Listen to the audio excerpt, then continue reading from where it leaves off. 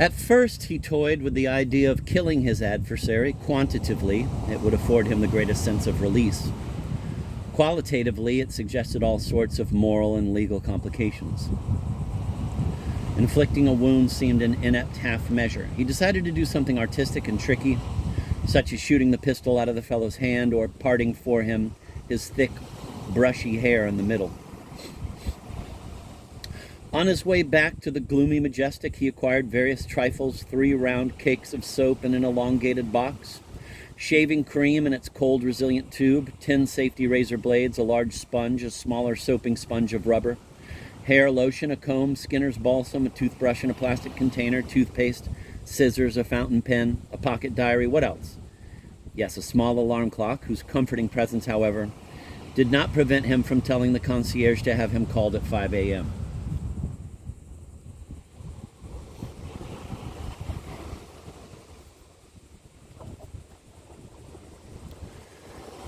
It was only 9 p.m. in late summer. He would not have been surprised if told it was midnight in October. He had had an unbelievably long day. The mind could hardly grasp the fact that this very morning at dawn, a fake character out of some Dormelona novel for servant maids had spoken to him, half naked and shivering, in the tool room of Artis Hall. He wondered if the other girl still stood, arrow straight, adored and abhorred, heartless and heartbroken against the trunk of a murmuring tree. He wondered if, in view of tomorrow's partie de plaisir, he should not prepare for her a "when you receive this note," flippant, cruel, as sharp as an icicle. No, better write to Demon. Dear Dad, in consequence of a trivial altercation with a Captain Tapper of Wild Violet Lodge, whom I happened to step upon in the corridor of a train, I had a pistol duel this morning in the woods near Calugano and am now no more. Though the manner of my end can be regarded as a kind of easy suicide, the encounter and the ineffable captain are in no way connected with the sorrows of young Veen. In 1884, during my first summer at Artis, I seduced your daughter, who was then 12. Our torrid affair lasted till my return to River Lane. It was resumed last June, 4 years later.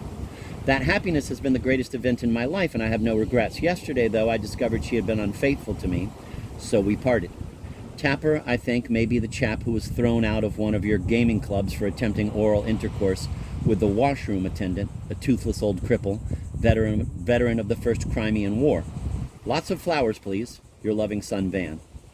He carefully reread his letter and carefully tore it up. The note he finally placed in his coat pocket was much briefer. Dad, I had a trivial quarrel with a stranger whose face I slapped and who killed me in a duel near Calugano. Sorry, Van. Van was roused by the night porter, who put a cup of coffee with a local egg bun on his bedside table and expertly palmed the expected chervinettes. He resembled somewhat Boots Helen, as the latter had been 10 years ago and as he had appeared in a dream, which Van now retrostructed as far as it would go. In it, Demon's former valet explained to Van that the, quote, DOR, end of quote, and the name of an adored river equaled the corruption of hydro in, quote, Dorophone, end of quote. Van often had word dreams.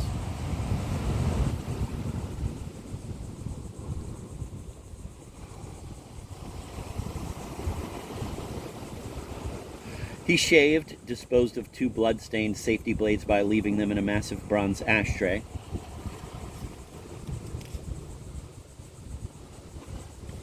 Had a structurally perfect stool, took a quick bath, briskly dressed, left his bag with the concierge, paid his bill, and at 6 punctually squeezed himself next to blue-chinned and malodorous Johnny into the latter's paradox. A cheap semi-racer. For 2 or 3 miles they skirted the dismal bank of the lake, coal piles, shacks, boathouses, a long strip of black pebbly mud, and in the distance, over the curving bank of autumnally misted water, the tawny fumes of tremendous factories.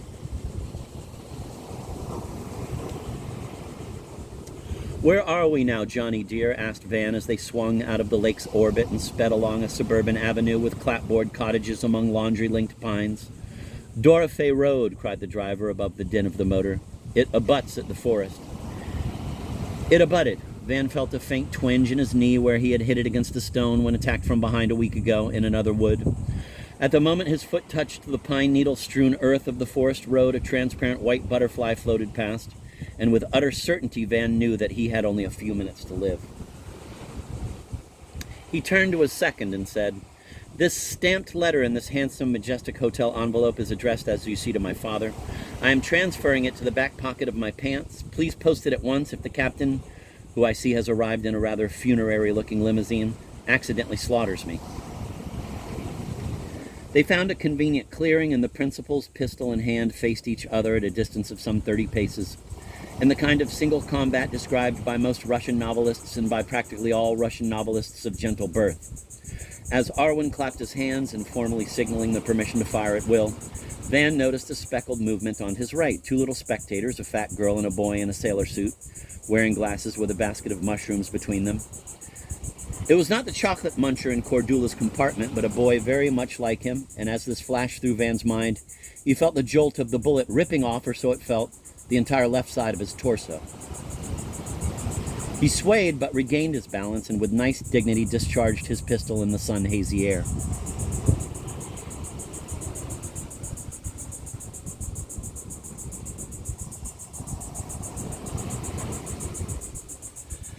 His heart beat steadily, his spit was clear, his lungs felt intact, but a fire of pain raged somewhere in his left armpit. Blood oozed through his clothes and trickled down his trouser leg.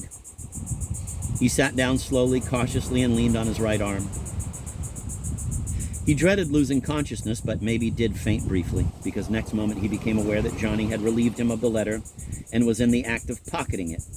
"Tear it up, you idiot," said Van with an involuntary groan. The captain strolled up and muttered rather gloomily, "I bet you are in no condition to continue, are you?" "I bet you can't wait," began Van. He intended to say, "You can't wait to have me slap you again," but happened to laugh on "wait," and the muscles of mirth reacted so excruciatingly that he stopped in mid-sentence and bowed his sweating brow.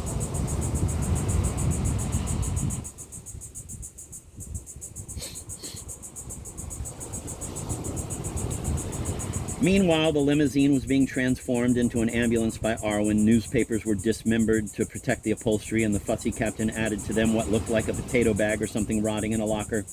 And then, after rummaging again in the car trunk and muttering about the bloody mess, quite a literal statement, decided to sacrifice the ancient and filthy Macintosh on which a decrepit deer dog had once died on the way to the veterinary.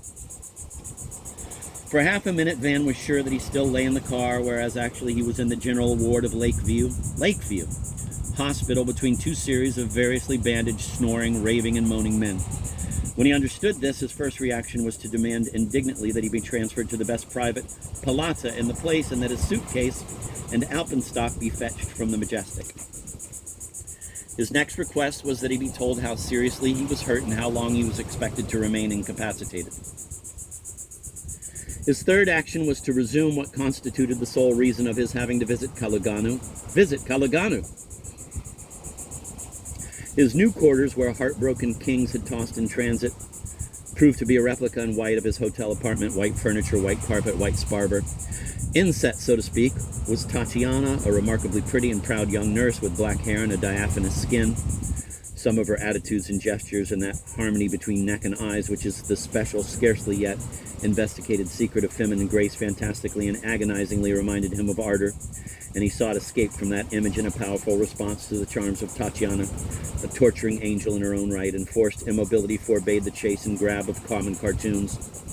He begged her to massage his legs, but she tested him with one glance of her grave dark eyes and delegated the task to Dorothy, a beefy-handed male nurse, strong enough to lift him bodily out of bed, with the sick child clasping the massive nape. When Van managed once to twiddle her breast, she warned him she would complain if he ever repeated what she dubbed more aptly than she thought, quote, "that soft dangle," end of quote. An exhibition of his state with a humble appeal for a healing caress resulted in her dryly remarking that distinguished gentlemen in public parks got quite lengthy prison terms for that sort of thing. However, much later she wrote him a charming and melancholy letter in red ink on pink paper, but other emotions and events had intervened, and he never met her again. His suitcase promptly arrived from the hotel. The stick, however, could not be located. It must be climbing nowadays Wellington Mountain, or perhaps helping a lady to go, quote, brambling, end of quote, in Oregon. So the hospital supplied him with the third cane, a rather nice, knotty, cherry dark thing with a crook and a solid black rubber heel. Dr. Fitzbishop congratulated him on having escaped with a superficial muscle wound, the bullet having lightly grooved, or, if you might say so, grazed the greater serratus. Doc Fitz commented on Van's wonderful recuperational power, which was already in evidence, and promised to have him out of disinfectants and bandages in 10 days or so, if for the first 3 he remained as motionless as a felled tree trunk. Did Van like music? Sportsmen usually did, didn't they? Would he care to have a Sonarola by his bed? No, he disliked music, but did the doctor. Being a concert goer, know perhaps where a musician called Rack could be found. Ward 5, answered the doctor promptly. Van misunderstood this as the title of some piece of music and repeated his question. Would he find Rack's address at Harper's Music Shop? Well, they used to rent a cottage way down Dora Fay Road near the forest, but now some other people had moved in. Ward 5 was where hopeless cases were kept. The poor guy had always had a bad liver and a very indifferent heart. But on top of that, a poison had seeped into his system. The local lab could not identify it, and they were now waiting for a report on those curiously frog-green feces from the Luga people. If Rack had administered it to himself by his own hand, he kept mum. It was more likely the work of his wife, who dabbled in Hindu, Andean voodoo stuff and had just a complicated miscarriage in the maternity ward. Yes, triplets. How did he guess? Anyway, if Van was so eager to visit his old pal, it would have to be as soon as he could be rolled to Ward 5 in a wheelchair by Dora Fay, so he'd better apply a bit of voodoo, on his own flesh and blood.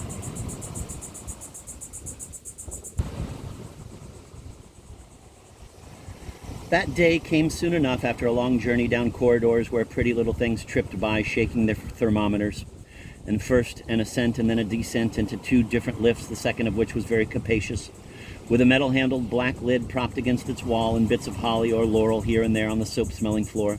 Dora Fay, like Wunjan's coachman, said, "Prihali, we have arrived," and gently propelled Van past 2 screened beds toward a third one near the window.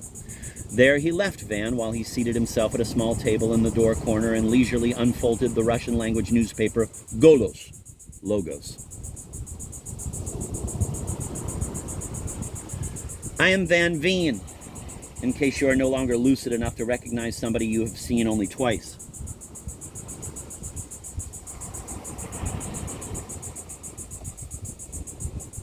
Hospital records put your age at 30. I thought you were younger, but even so, that is a very early age for a person to die, whatever he be. To voyumat, half-baked genius or full-fledged scoundrel, or both.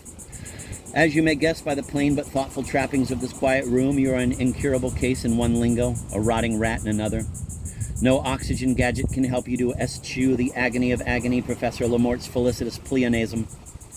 The physical torments you will be, or indeed are, experiencing must be prodigious, but are nothing in comparison to those of a probable hereafter. The mind of man, by nature a monist, cannot accept 2 nothings. He knows there has been 1 nothing, his biological inexistence in the infinite past, for his memory is utterly blank, and that nothingness, being, as it were, past, is not too hard to endure. But a second nothingness, which perhaps might not be so hard to bear either, is logically unacceptable.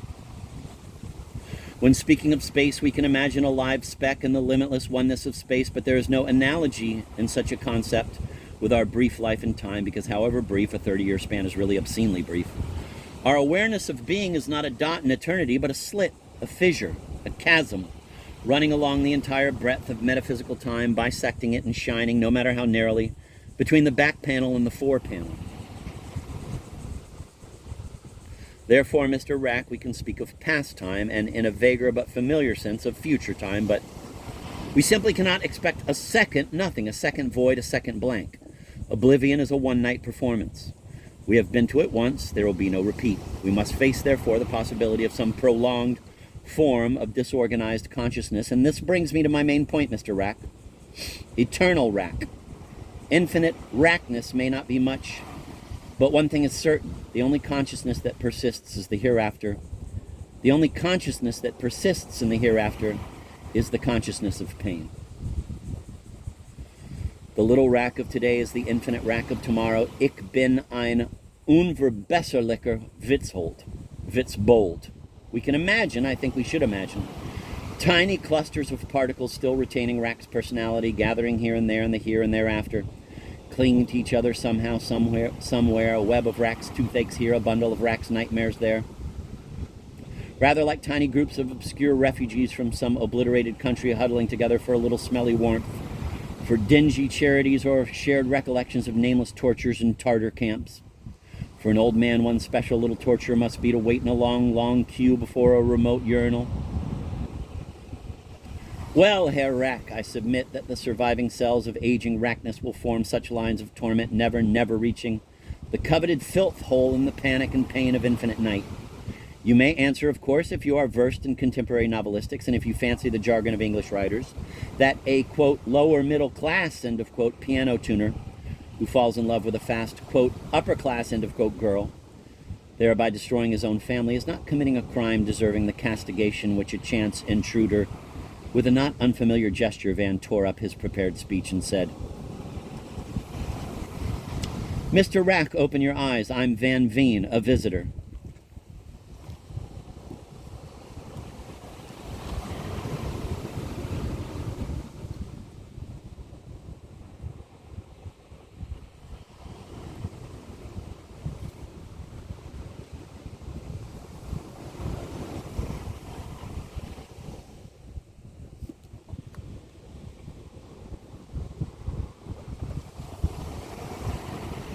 The hollow-cheeked, long-jawed face, wax-pale, with a fattish nose and a small round chin, remained expressionless for a moment, but the beautiful, amber, liquid, eloquent eyes with pathetically long lashes had opened.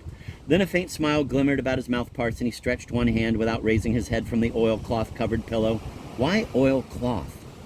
Van, from his chair, extended the end of his cane, which the weak hand took and palpated politely, thinking it was a well-meant offer of support. No, I am not yet able to walk a few steps, Rack said quite distinctly, with the German accent which would probably constitute his most durable group of ghost cells.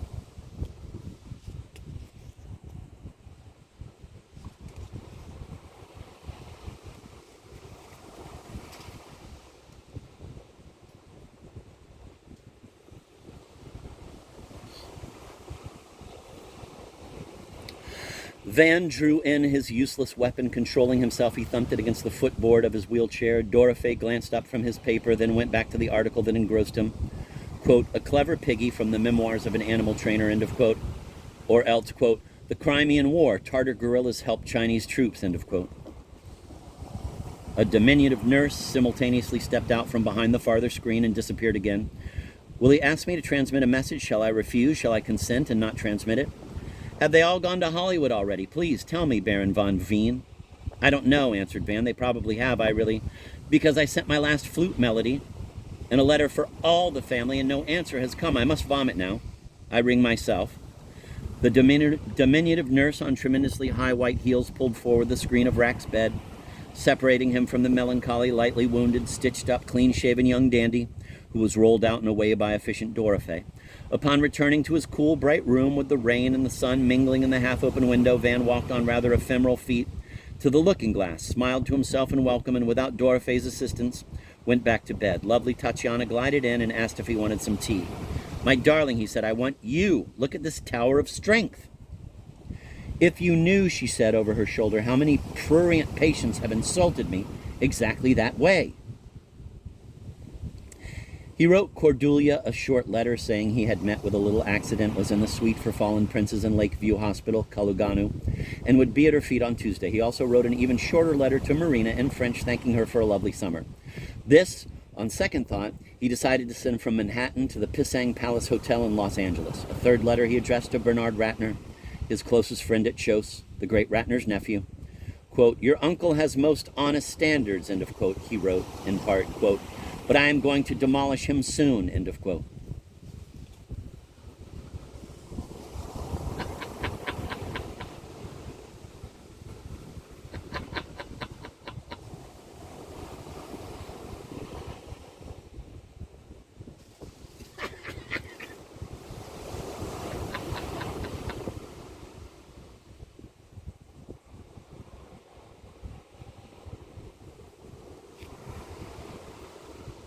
Please pardon me. I'm laughing at a crab that was just sitting staring at me, and then I just moved my head a little, and it just took off. That was the rustling sound of the leaves.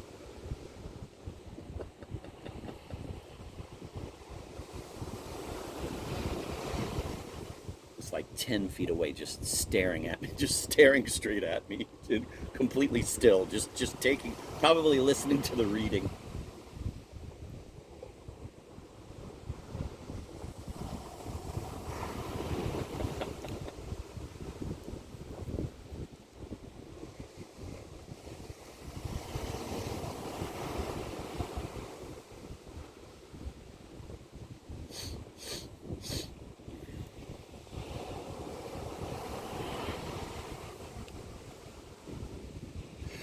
On Monday around noon, he was allowed to sit in a deck chair on the lawn, which he had avidly gazed at for some days from his window.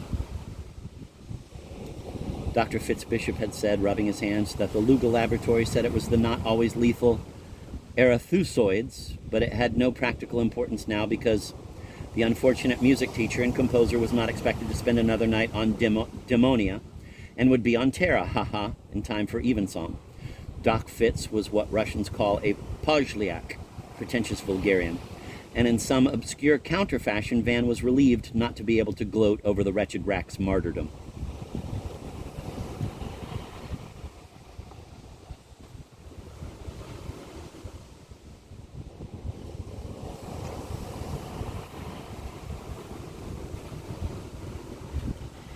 A large pine tree cast its shadow upon him in his book.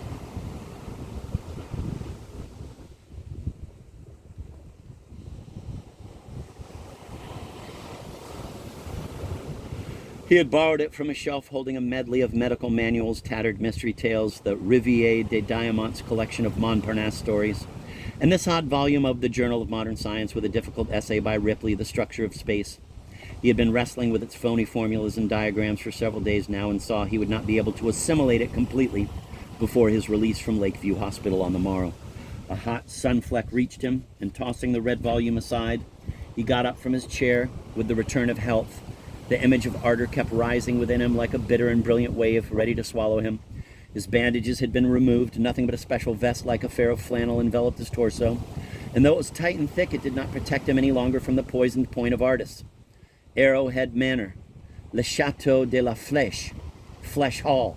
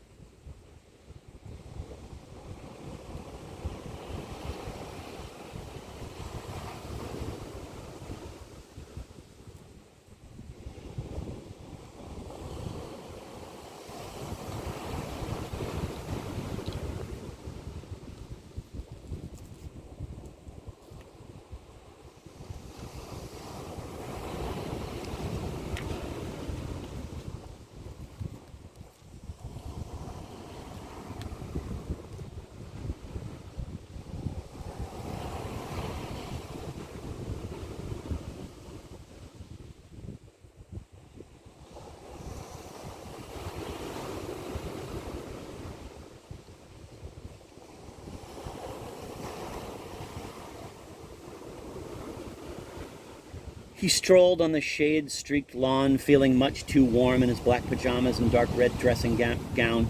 A brick wall separated his part of the garden from the street, and a little way off an open gateway allowed an asphalt drive to curve toward the main entrance of the long hospital building.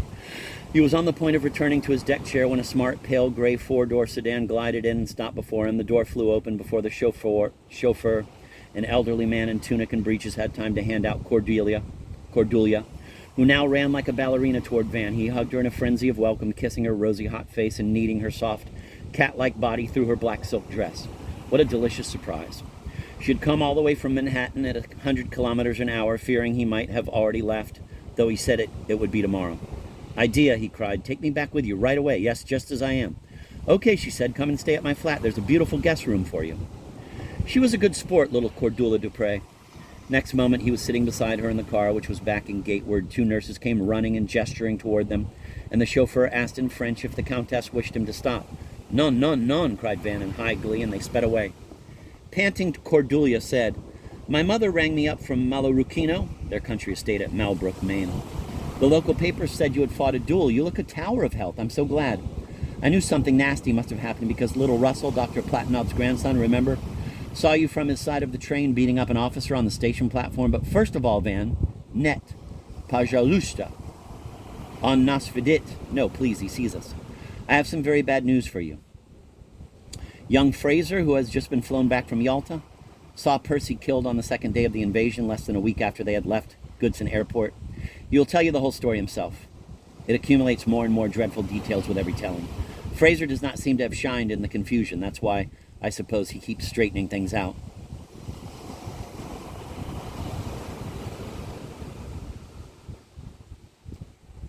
Bill Fraser, the son of Judge Fraser of Wellington, witnessed Lieutenant Dupre's end from a blessed ditch overgrown with Cornell and Medlar, but of course could do nothing to help the leader of his platoon, and this for a number of reasons which he conscientiously listed in his report, but which it would be much too tedious and embarrassing to itemize here. Percy had been shot in the thigh during a skirmish with Khazar guerrillas in a ravine near Chufut Calais, as the American troops pronounced Chufutkel, the name of a fortified rock. He had immediately assured himself with the odd relief of the doomed that he had got away with a flesh wound. Loss of blood caused him to faint, as we fainted, too, as soon as he started to crawl, or rather squirm toward the shelter of the oak scrub and spiny bushes where another casualty was resting comfortably. When a couple of minutes later, Percy, still Count Percy Dupre, regained consciousness, he was no longer alone on his rough bed of gravel and grass. A smiling old Tartar, incongruously but somehow assuagingly wearing American blue jeans with his beshmet, was squatting by his side. Quote, Bedni, Bedni, end of quote. You poor, poor fellow, muttered the good soul, shaking his shaven head and clucking. Quote, Bolno, end of quote. It hurts? Percy answered in his equally primitive Russian that he did not feel too badly wounded. Quote, Karasho ne bolno. End of quote. Good, good, said the kindly old man, and picking up the automatic pistol which Percy had dropped, he examined it with naive pleasure and then shot him in the temple.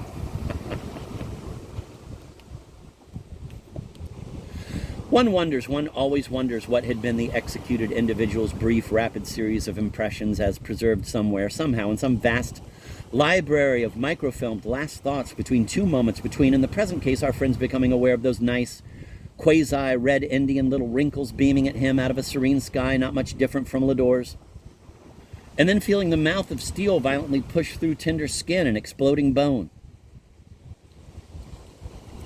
One supposes it might have been a kind of sweet for flute, a series of movements such as, say, I'm alive. Who's that? Civilian. Sympathy.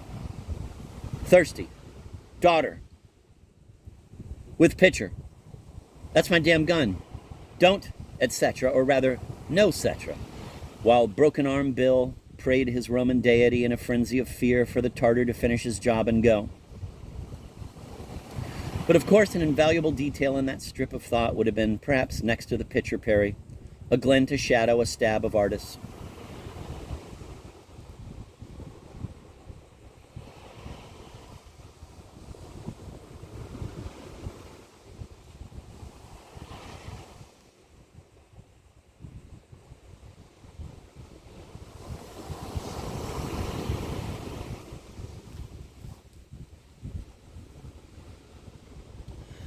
How strange, murmured Van when Cordelia had finished her much less elaborate version of the report Van later got from Bill Fraser.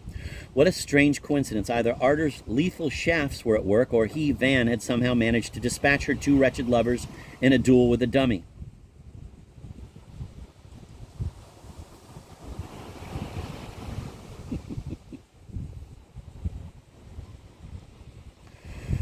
Strange, too, that he felt nothing special except perhaps a kind of neutral wonder as he listened to little Cordula, a one-track man in matters of soft passion. Strange Van, strange demon's son, was at the moment much more anxious to enjoy Cordula as soon as humanly and humanely possible, as soon as satanically and viatically feasible, than to keep deploring the fate of a fellow he hardly knew. And although Cordula's blue eyes flashed with tears once or twice, he knew perfectly well that she had never seen much of her second cousin and, in point of fact, had rather disliked him.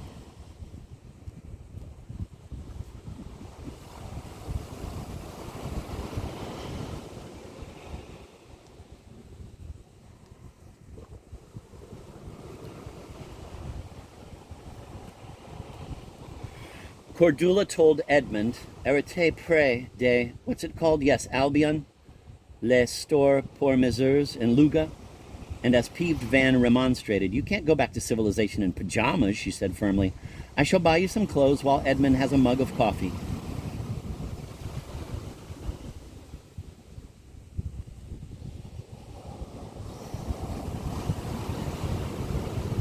She bought him a pair of trousers and a raincoat. He had been waiting impatiently in the parked car, and now, under the pretext of changing into his new clothes, asked her to drive him to some secluded spot, while Edmund, wherever he was, had another mug. As soon as they reached a suitable area, he transferred Cordula to his lap and had her very comfortably, with such howls of enjoyment that she felt touched and flattered. "Reckless Cordula," observed reckless Cordula cheerfully. "This will probably mean another abortion. Encore un petit enfant tombé," as my poor aunt's maid used to wail every time it happened to her. "Did I say anything wrong?" "Nothing wrong," said Van, kissing her tenderly, and they drove back to the diner.